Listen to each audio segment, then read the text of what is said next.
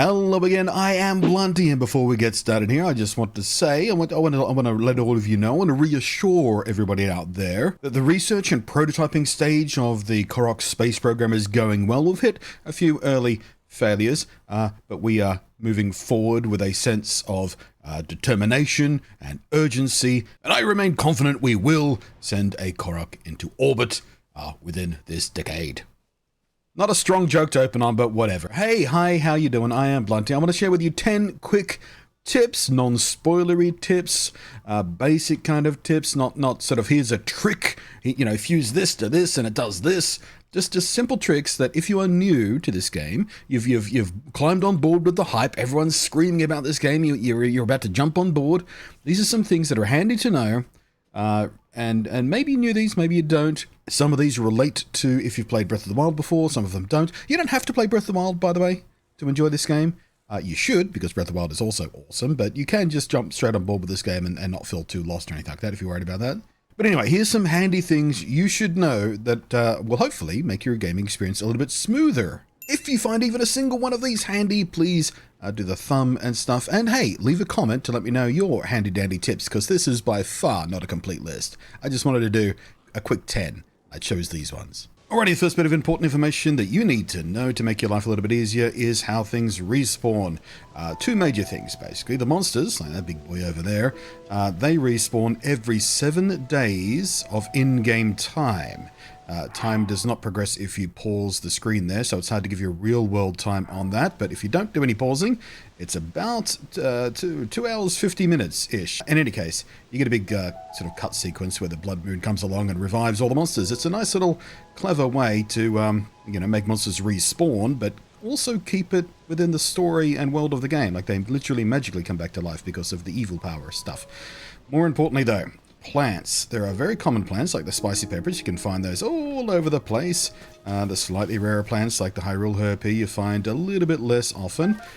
You need to collect these every time you see them. Don't walk past them. Collect them all. They're all useful in their own ways. But there are rare plants that are even more valuable, and not just for cooking, but sometimes for important upgrades or trades and whatnot. And you'll need to know when they respawn as well. So when you find them, like I've got these fortified pumpkins here, you're going to want to know when they respawn. The first thing you want to do is put a little leaf icon on your map there so you know where to come back for them so you don't lose them. Second thing you need to know is these things, the harvestable things. Unlike monsters, they don't respawn with the blood moon. They respawn on a random chance. Now, it's not as bad as it sounds, because the random chance is the map is divided up into little squares, basically. Lots and lots of little squares. And each one of those little squares gets a chance to respawn the stuff inside it once a minute. So, there is no clock, I can tell you. I can't tell you, come back in an hour, come back in 2 hours. There is no trick to it, but it will usually take less than 2 hours for something like this to respawn. So, yeah, if you're trying to say, oh, I've been away for an hour, they haven't respawned yet, that's why. It's an RNG chance. By the way, they don't respawn if you're inside the part of the map where they are. So, if I stood here for a day, 2 days, 3 days, these pumpkins would never respawn. I have to leave the area for them to respawn. So, that's the secret behind the harvestable respawning stuff. Mark the important ones, just check in on them every now and again, and harvest them whenever you can. Zero. Second tip is about weapon types. Different weapon types, you might feel yourself more comfortable using them in combat. I like the shorter, quicker swords rather than the big, long broadswords and stuff like that in general in combat. However, they're useful for many more things than just chopping down monsters. So, at all times, make sure you have an axe-style weapon with you, because there are certain things you can only do efficiently with an axe, like chopping down trees. There are even certain enemies that are particularly vulnerable to axes and nothing else. Same thing is true of a hammer-type weapon. Always have at least one hammer-type weapon on you. Again, not just for certain enemy types, but also certain harvestables. They work much better on certain types of levels, like mining, for example. So at all times, keep at least one axe and one hammer on you.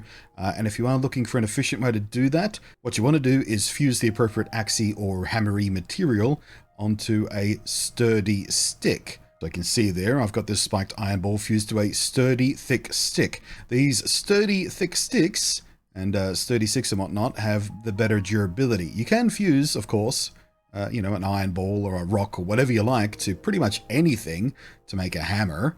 But the best way to do it for the best durability, for the best long life, is a sturdy, thick stick. Next tip. Now, in this game, like in quite a lot of games, headshots count for extra damage. I think on regular enemies it's like double damage. It's more damage anyway. But those little guys out there on the towers, the lookouts, the sentries, they take 10 times headshot damage. So you can, make sure you try and give them headshots. But if you're not that confident with your aiming ability, of course you can do the thing where there we go, over there.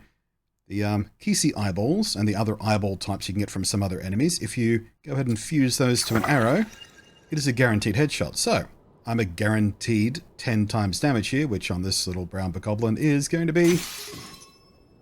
Oh, let's try that again with a bow that isn't broken. Doop-a-doo. And boop. Oh, I hit someone else with that shot. Okay, so that didn't really go to plan, but my point remains. Headshot, the sentry headshot, 10 times damage. And it usually one-shots them all. Excuse me, I'll be back with you in a minute. Just gotta take care of something here. Whee!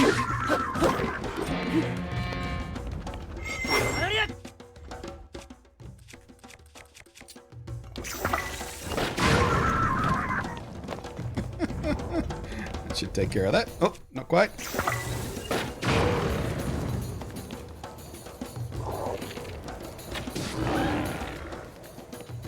Okay, so now that there's one guy left, I can show you what I mean. Right, I'm just gonna aim over here. Whoop! Headshot. I'm not even gonna bother recording that. That was too much fun. Next. Oh, and on the subject of those eyeballs, there is a good way to farm them. Although I couldn't find a swarm of bats in order to demonstrate it while I was recording here. I tried for like 10 minutes. They pop up every now and again. But when you do see a big swarm of bats, what you want to do is fire a bomb arrow or some sort of other explosive right into the middle of it. You'll kill a bunch of them at once, and you get 1, 2, 3, 4, 5, 6, 7, 8, 9, 10, like 11 I got right there. So yeah, the bats themselves are not that rare. You'll find them in caves, in pairs, and stuff like that. But as soon as you see a swarm, yeah, stop whatever you're doing, fire a bomb or whatever into the middle of them, and harvest a whole bunch more of automatic headshots all at once. There you go. Now this next one, it's about stealth kills. Now if you can sneak up behind something, well, that wolf over there is going to screw up my demo here, isn't he? He's going to try and attack me when I'm trying to do this. Anyway, we'll push on. Yeah, if you can sneak up behind something, you can do a sneak strike. That hasn't changed since Breath of the Wild. It's pretty common in a lot of games as well. But you can distract an enemy by popping down an arrow. If you want them to turn their back, you go, hey, look over there, look over there. They go and investigate the arrow, have a look around. That only lasts for a minute. They go, oh, must have been in the wind. But you can actually distract them for longer if you give them something to look at. Say, for example, some meat. So he's going to investigate the meat. He's going to go, oh boy, free meat. He's going to chow down on it and remain distracted for quite some time. And then you can just sneak right up to him and go, boop! By the way, another stealth tip. In the rain, just the way the physics engine works in this game, the rain makes so much noise, it muffles your sneaking. So you can be a little more careless with your sneaking in the rain. Get a little bit closer with that before you have to crouch and start being real quiet. And walk a little bit faster. So if you want to take out, if it's raining, you feel like you want to do some stealthy stuff, it's your best opportunity. You're going to get away with a lot of sins in the rain. That's not how I meant it. There's a joke here about being moist. No, wet. Moving on! Okay, this next one, hopefully if you played Breath of the Wild, you know this one, because it works exactly the same way in this game, but at the stables in particular... Sorry, it always makes me giggle when they chase their tails. You'll find doggos! Not just at stables, but in pretty much in every stable, you'll find doggos. And what you want to do, go into your inventory, you whip out 1, 2, 3 tasty treats of meat. They will eat other stuff as well. I've had this work with apples, for example. I like to feed them meat because doggos deserve meat, don't they? Here's your booty. Here's your booty. So, chowing down on 1 piece of meat, 2 pieces of meat. Once he finishes his 3rd, he should get all excited. Come on, buddy. You can do it. There you go, buddy. Nom nom nom nom nom.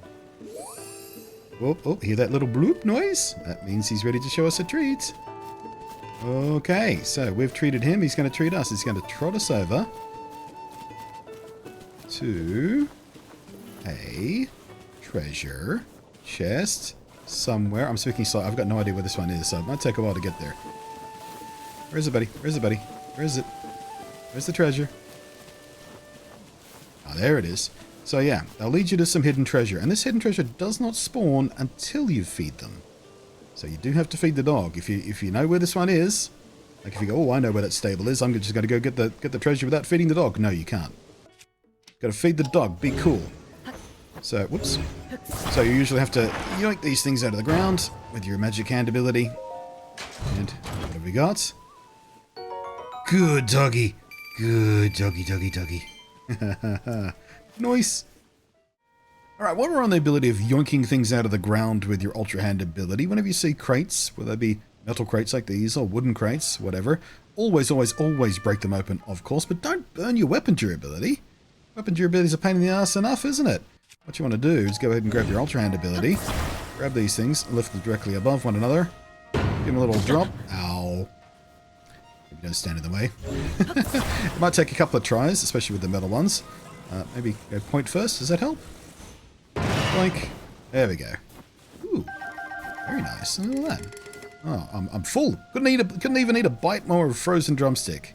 Wait a minute. Wait a minute. Wait a minute. Can I have a frozen? I can have a frozen.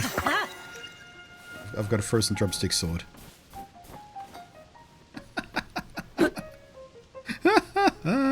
I love this game.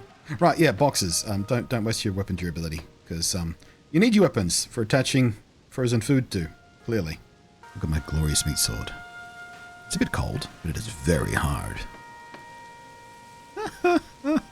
Nope. Oh, look out, here's a bonus tip I wasn't planning on telling you about because it's hard to find these guys in order to demonstrate it on video, but you see that little bluing? That little blue bunny guy over there? First thing you want to do is climb up somewhere high nearby so you can do the old paraglider thing. So we go jump, paraglide, and we slow time and go 1, 2, and 3 is all you need. And he'll just generate a bunch of rupees for you. Now, onto the trick I was going to tell you about. Right, so one last tip, and you might consider this one a bit cheaty or a bit exploitative, but the game totally lets you do it, so I don't mind.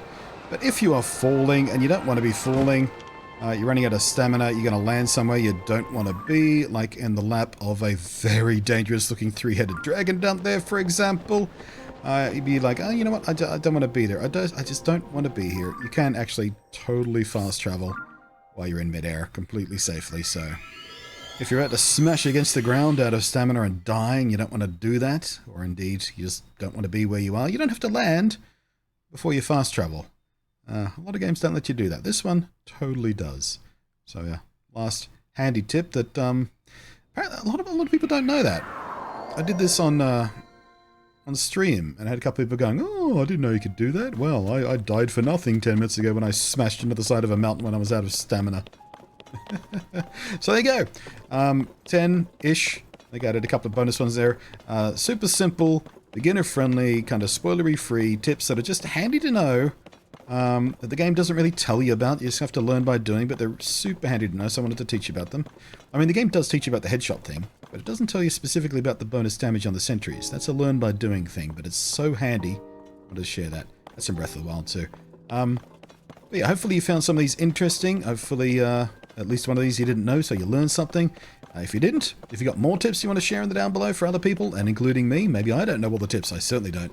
In the video I put up yesterday, there was some stuff I didn't know you could possibly do. Oh no, my meat sword is quite ineffective in combat. Oh, RIP meat sword.